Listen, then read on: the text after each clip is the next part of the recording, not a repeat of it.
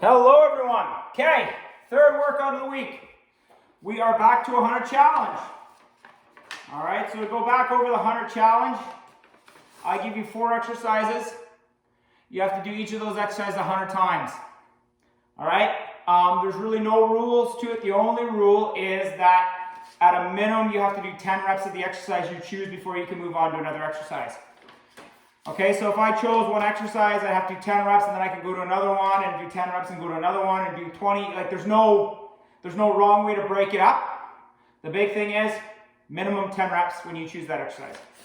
Okay, obviously be smart about it. Like if I have an upper body exercise, you know, like probably you wouldn't want to go, realistically, I have push-ups and I have mountain climbers. You wouldn't probably want to go mountain climbers right into push-ups or vice versa because you're already utilizing that upper body, so you're going to tax it out.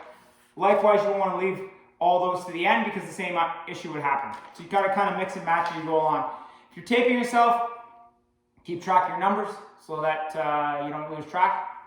So let's go. So today, I have 100 inchworm push-ups. I have 180 degree squat jumps. I have 100 Supermans where you're going to hold with the count of 3 at the top. And I have 100 mountain climbers where both sides equal 1 rep. Okay, to start off, inchworm push-ups. All right, you're going to start standing up. Hands down to the mat. You're going to walk yourself out. Push up, walk yourself back in. That'd be 1 rep. So this is what it's going to look like.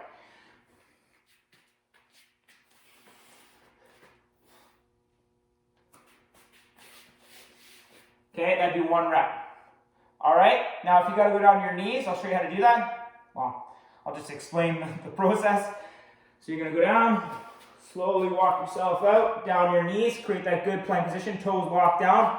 And again, on your push-ups, your hands are gonna be underneath your shoulders, core tight, shoulder blades back. Bring those elbows in slightly, create some torque. Push up, back up, walk yourself back. Okay, your knees are gonna have a slight bend in them. All right, you don't need them fully extended ever, slight bend. And then you're gonna walk yourself out, push up, walk yourself back, stand up, that's 1 rep. Okay? So next, 180 degree squat jumps. Okay, so you can start it this way, back with this. So each jump is 1 rep. So don't think you gotta jump there and back. It's just you jump there, that's 1 rep. Coming back is 2 reps. There is 3 reps. Coming back is 4 reps. So every time you do a 180 squat jump, that's 1 rep. All right? So this is what it's gonna look like. Cushion, right. So you can see here, I start about shoulder width apart, right? Same position I use for my squats all the time, get locked in, core tight, shoulder blades back. I'm gonna use those arms to drive me around so that you're gonna see my left arm really going to drive me across my body. So you can see there, and I cushion that landing. All right, so as I said, this would be 1 rep. 1 rep. 2 reps, okay? So again, I want to make sure you know you don't have to go there and back. 180 is 1 rep. If you are unable to do 180, you can do a 90, okay? And the same thing applies. Cushion, drive, catch. That's 1. Cushion, drive, catch. That's 2. So instead of doing 180, you're just going to do 90 degrees. Okay, and again, 1 90 degree jump is 1 rep.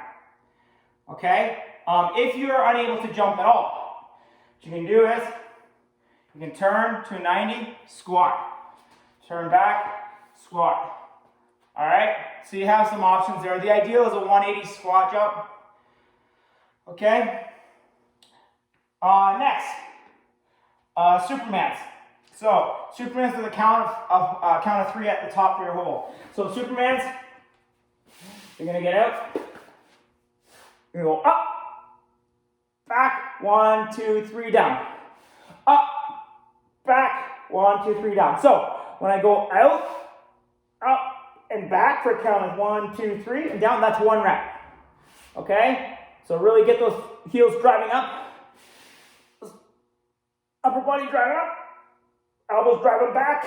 Count of 3 and down. Okay? So 1 Superman is 1 rep. Next is a mountain climber. Okay, so mountain climber, get your hands spread out wide, get them underneath your shoulders, pushing mid-hand, core tight, shoulder blades back, drive those elbows in slightly, get into your plank position, knee up is 1, right? So 1, 2, 3. Okay, so both knees. So if I drive my left, then I drive my right, that's 1. 1. Okay, so both sides equal 1 rep. Okay, so one thing I wanted to mention about the squat jumps as well, just because that's our 4 exercises, is make sure you get your knees over your toes. All right, pushing mid-foot on your feet pressure, or your foot pressure, I should say. Big toe, back heel, get them locked in. Knees, drive them out slightly over your toes. So it's going to look like this. So I get my feet locked in, big toe, back heel, drive those knees out slightly, right, to keep them over top of my toes, right, over top of my feet. I don't want them sagging in. Okay, drive them out. And then when I jump across, it's going to give me more pressure because I'm creating torque all the way through the ground up. I don't have any individual pieces, right? So I get locked in, knees slightly driven out, push that big toe, back heel, right? And then when I go to jump, you'll feel you've got that torque because those hips are going to be that hinge that propels you back up. So the more torque I can create, all the parts working together as one, the stronger I'm going to be to drive across on my squat jump. So it's going to look like this. All right, so if I get tight, so even when I land, I get back locking in my big toe, back heel after I cushion my landing.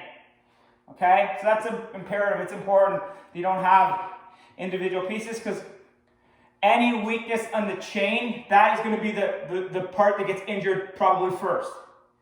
Right? The likelihood that that gets injured is much higher than if you're ensuring that you're following that same routine where the feet are locked in the ground, big toe, back heel, mid-foot pressure, knees over your toes. See, I'm tight. Everything's working together as one, right? There's no individual pieces, whereas if you're not tight, you can have knee cave, you can have ankle cave.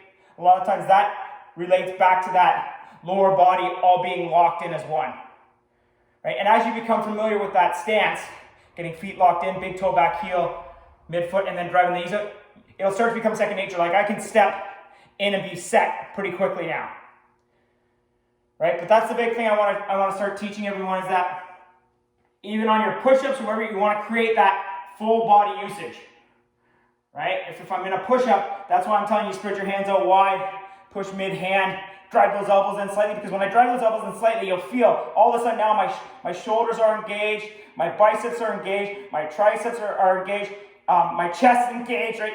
Everything is now working as one unit as opposed to individual pieces, where if you do a push-up with individual pieces, again, that weak link in the chain is going to be the one probably that's going to get injured first. So always think and be aware of that when you're going to push-up. Same thing with a squat, right? Knees per toes, good foot pressure. All of a sudden now you can try it. Like you'll feel it. All of a sudden your quads are engaged, your glutes are engaged, right? Your hips are engaged. You'll feel that tightness. Okay, so so for 100 challenge, again, I'll go through them. I just got a little off track there. 100 inchworm push-ups, 180 degree squat jumps, 100 Supermans with a hold of a count of 3 at the top, and 100 mountain climbers where both sides equal 1 rep. Okay, you have any questions, let me know. Have a good workout.